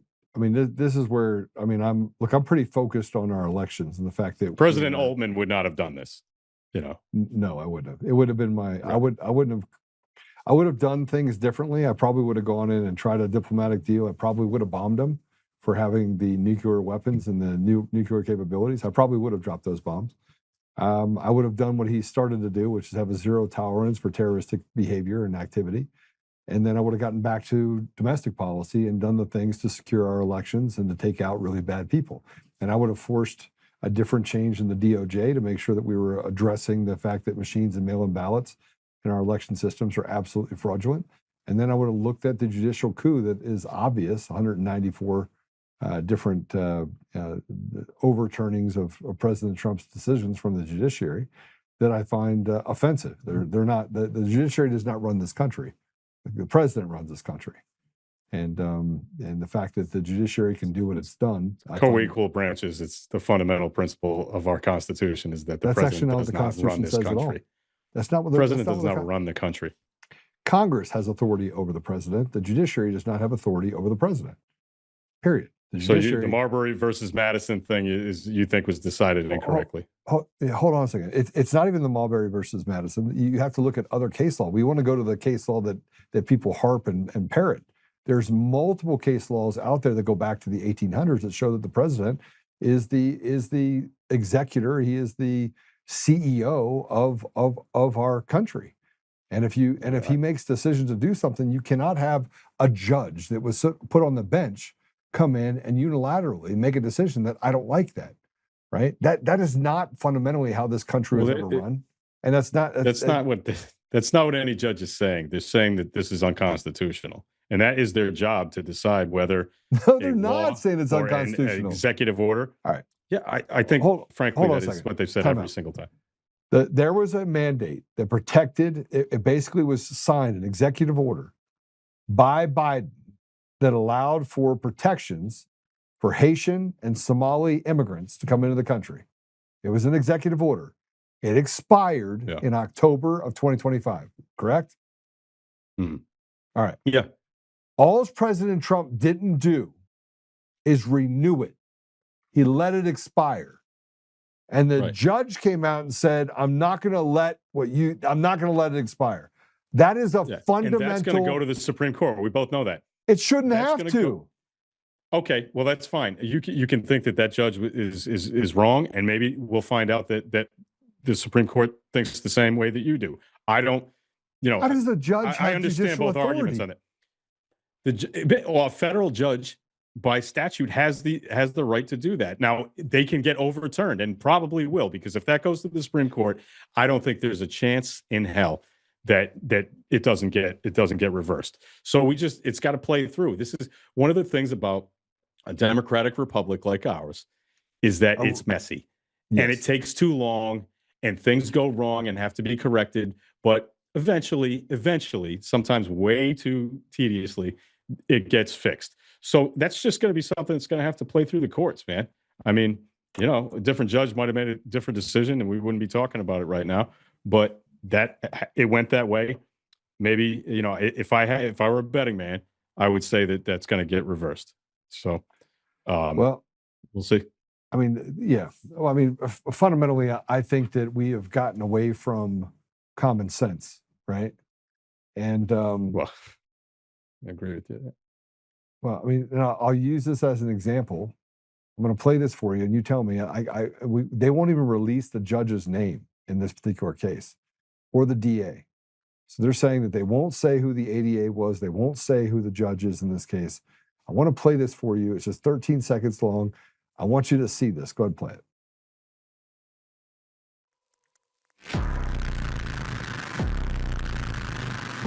This is an illegal that is stabbing a man to death. Wayne Broadhurst. Now, you just saw that video. Did that look like manslaughter? Like an accident? Oh, I accidentally slipped. That looks like first-degree murder. That's what that is.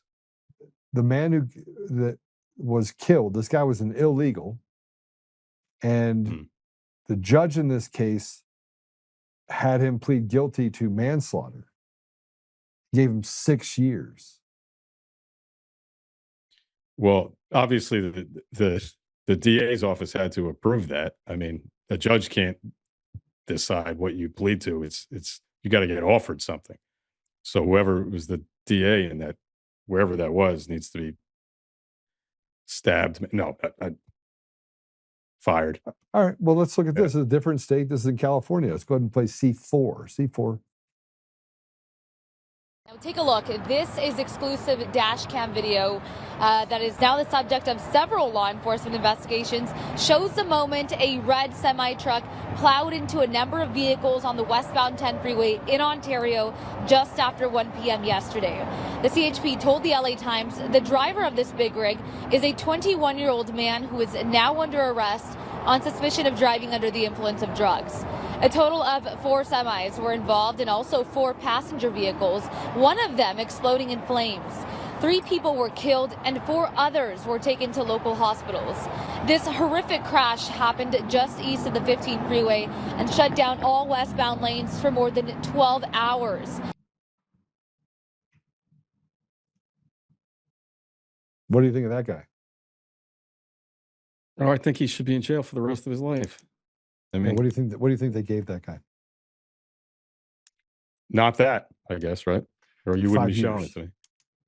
5 years. Yeah, that's insane. I mean, high on drugs came here. I don't know why you would.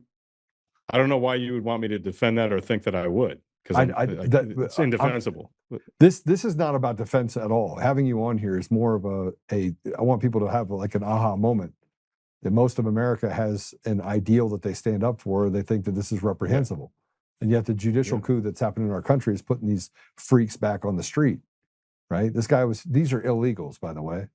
But Americans like Tina Peters gets 9.5 years for digging into election fraud. It's just wrong. Oh, you want to talk about Tina Peters? Because I have an opinion on that I think you might like to hear. I got one more video, and then we'll talk about Tina Peters. Okay. How about this one?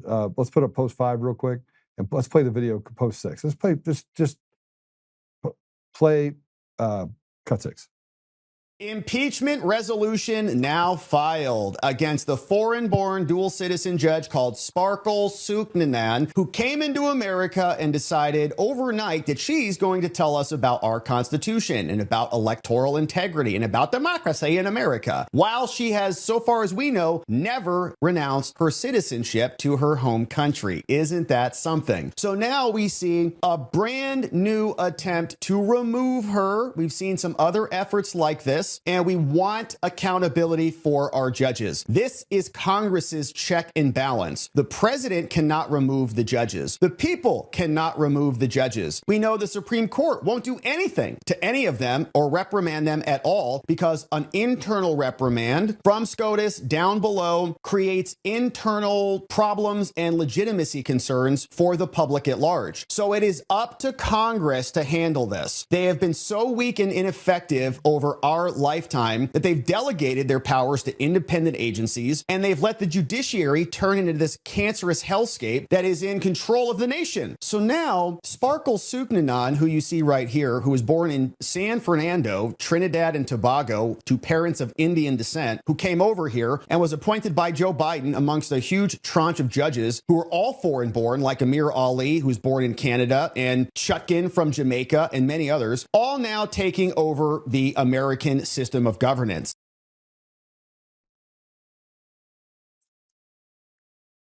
Dual citizen, federal judge. Yeah, I have a problem with that. Not irrespective of the decision that everyone's upset about. I don't think that anybody in Congress, anybody who holds public office, should have dual citizenship. No, I don't care what country it is, right? And that includes Israel. Okay, so there are people. Does Randy Fine have dual citizenship? Is he the one in Congress who does have citizenship in Israel? He might be. There, a bunch of them do. Yeah. So I have a problem with that, no matter what country it is. I don't think that should be legal. I actually, as much as I absolutely detest Ted Cruz, he did, when he was running for president, renounce his Canadian citizenship because he was a dual citizen. And I thought that was the right thing to do. I didn't think, do I really think it's a big deal if somebody has dual citizenship with Canada? Probably not. But the principle should be the principle regardless. It's obviously would be different if it was China but I think we should just apply one standard across the board and say, if you want to serve in public office in this country, you have to pick, and I don't think that's unreasonable. So, and I don't think that somebody who wanted to be a federal judge someday would probably not have a problem go ahead and do that. You know what I mean? I don't think that would have been a sticking point. She probably would have just renounced her citizenship if that were the law. But it's not. So maybe we should pass one. So Randy Fine, by the way, was the one that introduced the disqualifying dual loyalty act. And he was the one that wanted to ban the ability to have multiple. Oh, okay. All right. See, well, So I'm quite glad the I opposite. Yeah. All right. Yeah. So he, he's out of Florida, and he's done an amazing job. In my opinion, he's done an amazing job, but that's just my opinion. There's somebody, I can't remember who it was, who actually wore an IDF uniform in DC, whatever, who was in Congress, and I can't remember the name. And but yeah, I just thought some of it gets really ridiculous. Yeah. So let me. There's no list of how many people have Jewish citizenships, but here I'm going to put this up here. I think this is really important stuff. From an overrepresentation standpoint, there's a lot of Jewish people in Congress. A lot. So there's that.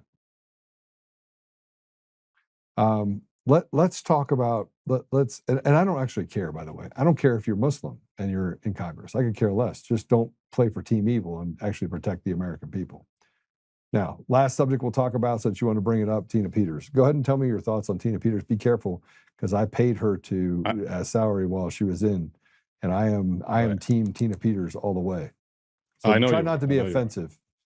No, okay. I don't think that any of this will be offensive. So I thought that, you know, I've always thought that we put people in prison for longer than they should be in a lot of cases, and not as long as they should be in a lot of other cases, right? Right. So when it comes to adjudicating violent crime, I think, you know, a lot of people get out when they shouldn't be. But giving a woman, I always try to err on the side of you know, caution when it comes to giving out these big sentences. Giving I think she was 70 when she was convicted or something like, you know, I don't. 69. 60. Okay. Giving someone like that a sentence of, was it 9 years for a nonviolent crime is beyond stupid. And I think it was right to commute it. I'm not saying she wasn't guilty. She was convicted, right? By a jury of her peers. I know you don't agree with that. We don't need to adjudicate the whole thing because we're not going to agree on it. But where we do agree is the fact that putting a, you know, 69 or 70-year-old woman in jail for 9 years for a nonviolent crime is I mean, I don't even know why we have to have a discussion about that, about how stupid it is. So I thought the Democratic governor of Colorado did the right thing, even though he knew he was going to get, you got to admit, he was going to get blowback on that. And he did. And I think that it shows a level of, you know, empathy and a level of just common decency that you say, we're not going to put this woman in jail for any longer than she's already been in there for.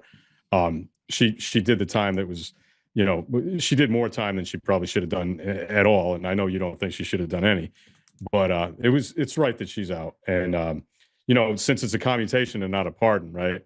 She doesn't have to, she can come out and say, you know, I didn't do anything wrong and still be free. She didn't admit to wrongdoing. She doesn't think she did anything wrong. Okay, fine. Fair enough.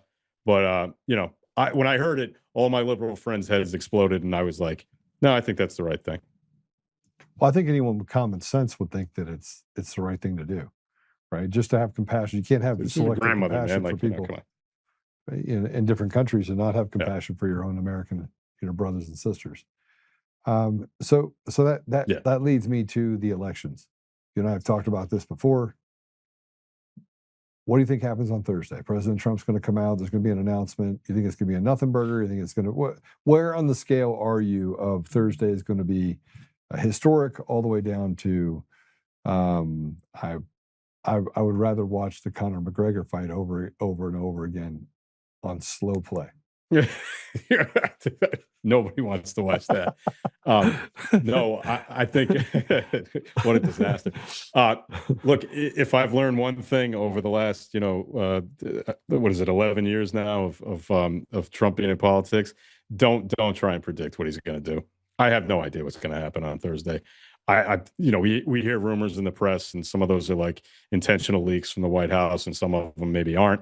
I know he said he was going to talk a little bit about election integrity and bring some evidence or whatever, but you know, he could change his mind and spend the whole time talking about Iran. So your guess is as good as mine. I definitely wouldn't mess around in the any of the betting markets on that. We'll see what happens. I'm going to watch, obviously, but I can't even opine about that because I'll be wrong. All right. Well, look, it was fun to have you on today. If anything, I think that we got to reignite the American spirit. We are going towards a rebellion. We are heading towards a kinetic fight. I truly believe that. But I think that we have a pretty good take on who the enemies of the people are, and it's not our neighbors, frankly. At least not most. No, it's really just you, That's it. It's just you. Thanks for having me on, Joe. I really appreciate it. This is fun. How do people follow you? And you really don't. I kind of quit social media, so don't. You did? Yeah, I mean, I'm not doing it enough to where I want people to additionally follow me and stuff. I'm good, man. I've had enough. You're just kind of stepping away. I like having these conversations. I like having these conversations, and I'll do some pods with people that I actually like. and that I think we'll have a productive conversation. But as far as like looking for people to follow me on X or Instagram or something, that's pretty much just like my family and friends, and I'm going to keep it to that. Don't bother following me. You wouldn't like it anyway. Trust me, it's very boring. It's not exciting. It's just a pain in the ass. So you're just going to watch me post videos of 1980s baseball games and stuff. So, well, that's pretty boring. I agree with that fully. Yeah, agree to disagree. It's great having you on, brother. It's good to see you. All right, thanks, Joe. Appreciate it. All right, take care. You know, we go through perspective and we look at kind of the things that separate us. And there's the things that separate us and the things that bring us together. And I think more things bring us together than push us apart. We forget about those things. And I'm not under, you know, as I sit here saying we have one day away, President Trump's going to get on the stage, he's going to talk about these things, and that it's big, and you have people in the White House saying it's big. It's only as big as the softening that they try to create. Imagine being backed up for, like, I'm going to say something that's kind of crude, but imagine being backed up, like your plumbing's backed up in your body and you've been constipated for like a year. And so they put stool softeners in it, and you know that it's going to just be, but they just go way too far, and then all of a sudden everything clears up, and it's like it never ever happened before. Somewhere between, we're going to get hit with a powerful punch, and we're finally going to get justice, and we're going to be woefully disappointed because, again, those people will not be arrested, will face any consequences. So I think something's about to happen. You definitely can see some of the reaction that's out there related to the stealing of elections. You see the Mockingbird media that keeps talking. But, you know, I'm pessimistically optimistic, and I remember those two words, but God. It's his world. It's his pathway, and we just have to have faith and make sure that we walk that faith. Lastly, I put out a 7-minute clip. So I'm going to pray us out, and I'll let you listen to a 7-minute clip that I put out there on Facebook and other places. And this really is just a reminder of me basically saying the quiet part out loud. And matter of fact, I said on one of the socials that I put it out on is that I'm really just trying to talk to you about the quiet part out loud. We're in a crazy environment, but we're all slaves. Black, white, green, yellow, purple. I think one of the reasons why they're creating all of this nonsense that we're having to deal with right now is because, you know, frankly, it's nonsense. I put it in the thing for you guys just now. And we can see it. 56 cents on every dollar. We just talked to him about, you know, let's walk through even what Planned Parenthood is. Planned Parenthood. You say Planned Parenthood. Well, it's not Planned Parenthood. It's planned death. It's planned murder. It's planned kill the baby. And, you know, and Patrick agreed, by the way, that the reason why most people don't have babies is because it creates a financial hardship. Imagine that. You're not having a baby, not because you don't want the baby, because 99% of the time it's if you knew that you could actually survive it, but you can't. Because regulations have made it almost unaffordable just to have daycare. You go to work and everything that you make goes towards daycare. And the government can't balance their budget at all because they're too busy feeding their face. And there's no consequences for them not. Yeah, we're in real trouble. We're in real trouble. So let's pray it out. Apple Podcasts, Google Podcasts, Spotify, Pandora, iHeartRadio, TuneIn, and more. We are everywhere. If you're on Roku and you're watching it, drop me a line. Just Joe@Untamed Nation. Let me know how that experience is going on Roku. I see that more and more people are flocking over there to watch it on the big screen. So I do appreciate all of the support. You can follow us, obviously, at the bottom at Joe Oltmann on any of the things, and at Joe Oltmann on Truth Social as well. So let's pray it out. Father God, we're grateful for Patrick. We're grateful for this beautiful country that for 250 years has mostly been blessed in such a way that we're just uniquely different than every other country. Father, we are the most forgiving group of people. We are the most generous group of people. And yet we come from such diverse backgrounds. But the lies of the devil have tried to take over and create a victimology that makes us all question where we are, how we are, who's bad, who's good. And yet we can see bad for what it is, upfront and personal. And that these evil, weak leaders have taken from us what was never theirs to take, and have pushed us into a hole where we have to question the very identity of the people that sit next to us. We have to pick sides. So, Father, I just ask that you give us the courage and give us the ability, give us the wisdom to pick your side. And not a political side, but doing what's right by the people in our community, and by really taking an interest in preserving opportunity and preserving the well-being of your people, whether it be in this country or around the world. We know that we just are lied to every day. So, Father, help us that we may stand in the gap, honor you, work towards restoration, and set aside petty differences so that we can get to a place where we can fight against this evil which has taken over our communities and our country. Father, thank you again for just the opportunity to be here today. And and these things we ask in the name of Jesus Christ. Amen. All right, we have a 7-minute video that I want to show you. I did it this morning on the way to work, so I'm wearing the same shirt that I'm wearing right now.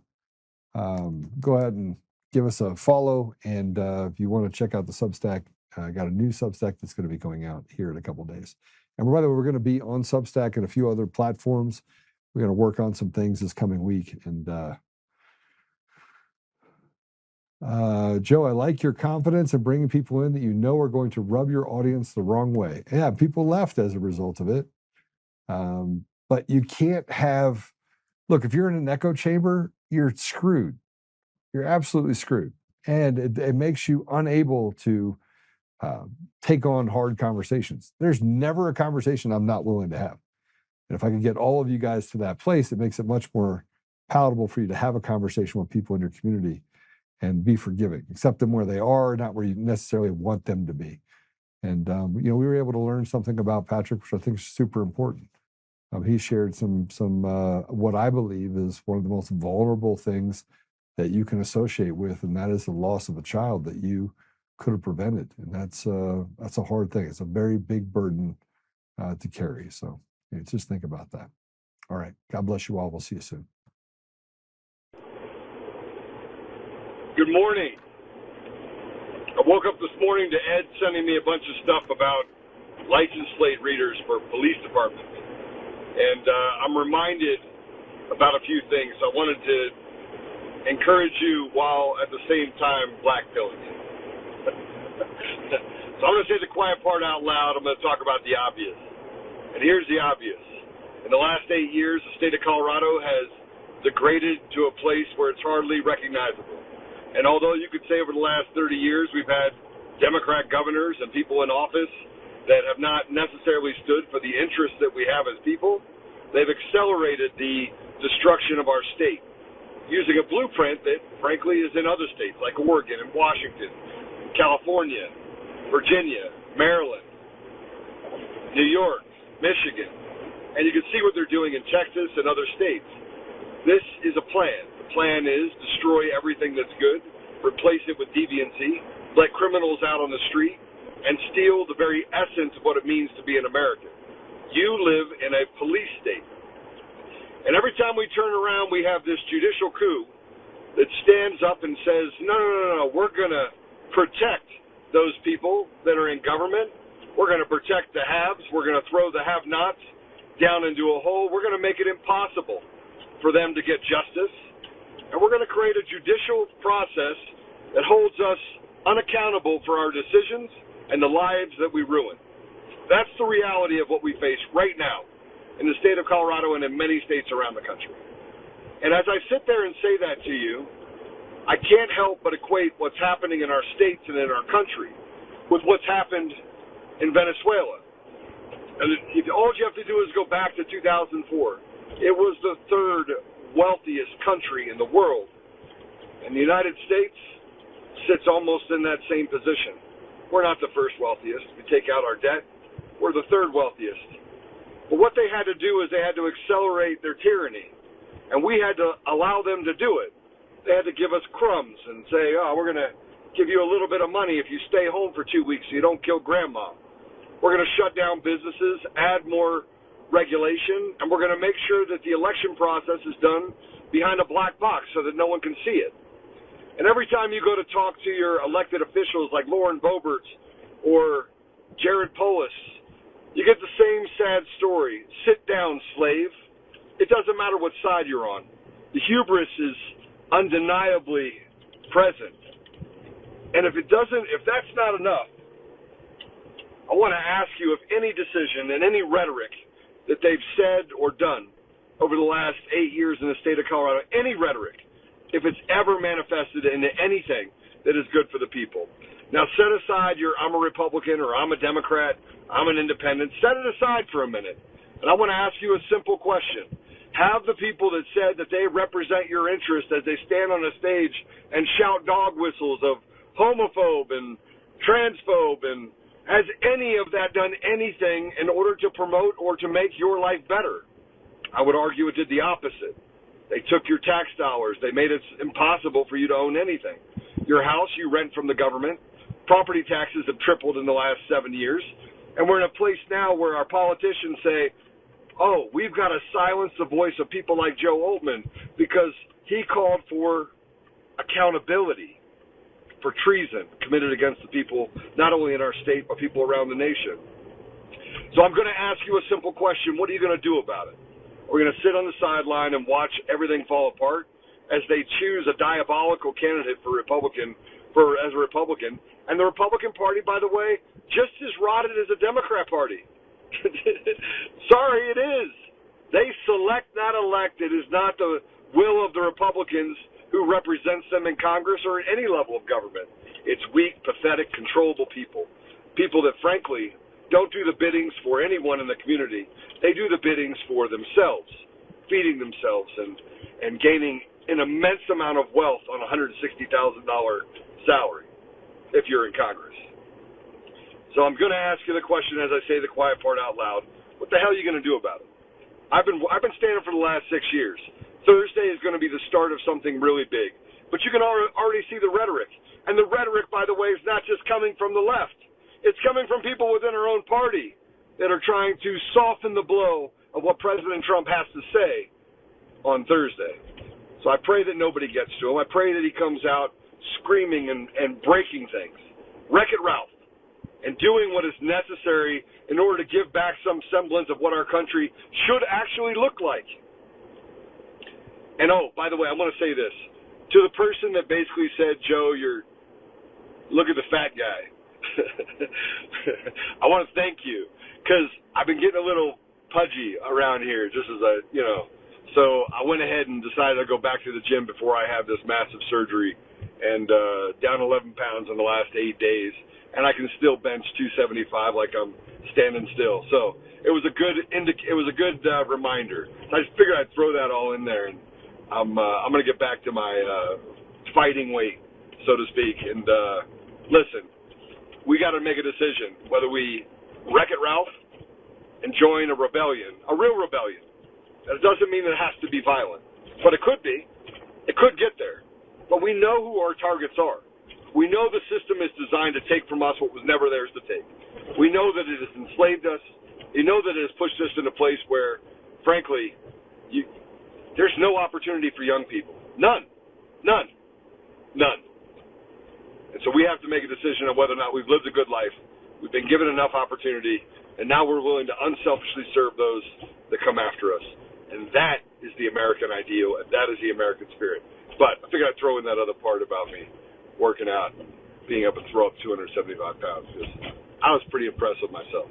But I've always had retard strength, just to add a little humor to it. All right, God bless you. Remember, but God, President Trump's going to come out on Thursday, and frankly, I don't know what this election season holds for any of us, but I do know this.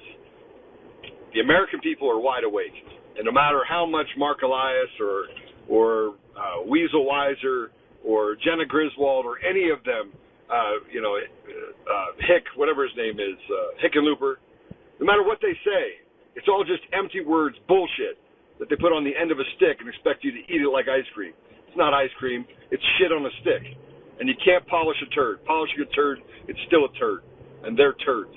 So God bless you. See you soon. Have a great day. And we got some great things coming up.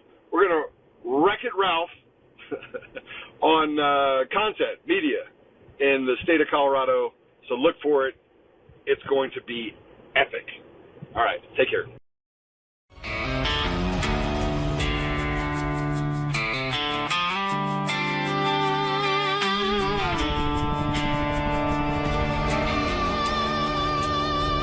Rise up untamed in the heart of the fight where the wild ones roam. Joe Oltmann's calling, bringing truth back home. From conservative daily to this untamed fire, we shatter the silence, lifting spirits higher. No chains can hold us, no lies can prevail. Authentic and fearless on this rugged trail. Patriots gather under stars and stripes. Untamed nation, igniting the night. Untamed nation, let the truth roll out in this land of the free. Standing proud from sea to shining sea, we won't back down. Catch the fire, wear the crown. Untamed nation, it's our battle song, motivating hearts where the brave belong. Yeah, untamed and wild, forever strong. Play it again all night long.